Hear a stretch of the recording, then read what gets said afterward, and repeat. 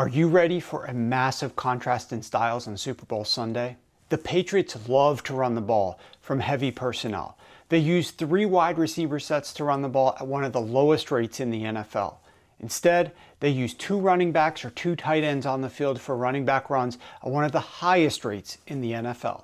Specifically, they're using 2 running back sets to run the football on 59% of their running back runs over the last 2 months, well above the NFL average of 19%.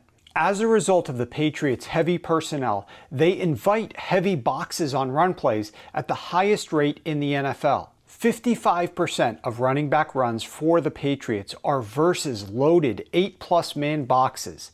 90% of their running back runs are versus 7+ man boxes. Both are the #1 highest rates in the NFL.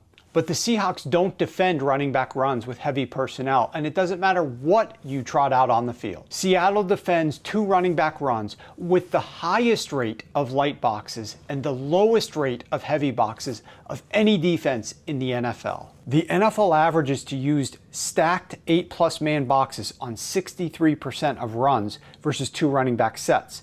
But Seattle uses stacked boxes on just 32% of opponent runs, the #1 lowest rate in the NFL.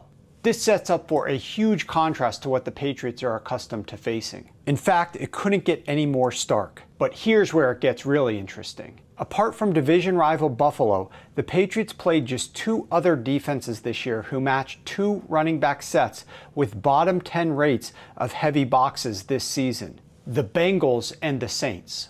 Neither of these teams have what you would consider to be elite run defenses. In fact, the Bengals' run defense ranked 29th in success and 31st in yards per carry, while the Saints ranked 16th in success and 8th in yards per carry. But versus the Bengals, the Patriots running backs combined for a total of just 71 yards on 25 carries.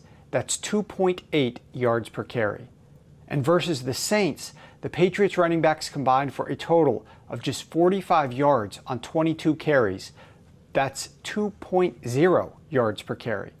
The Patriots' inability to run the ball was a large reason why they barely beat Joe Flacco's Bengals in Week 12 by only 6 points and barely beat Spencer Rattler's Saints in Week 6, also by only 6 points. Neither the Bengals or Saints run defenses are anywhere near the caliber of the Seattle Seahawks. But they both played light boxes versus the run and shut down the Patriots' 2 running back runs and their overall run game entirely. Here's a trivia question for you. Name the 4 defenses that faced the fewest 2 running back run sets this year. Guess what? 3 of the 4 teams were the Chargers, the Texans, and the Broncos. What do those 3 teams have in common? They were all forced to go up against the 2 running back heavy Patriots in the playoffs. The Patriots' multi-running back sets were a bit of a change of pace to what those teams typically were forced to defend this year. Not so with the Seahawks. The Seahawks play the 49ers at least twice a year and 3 times this year.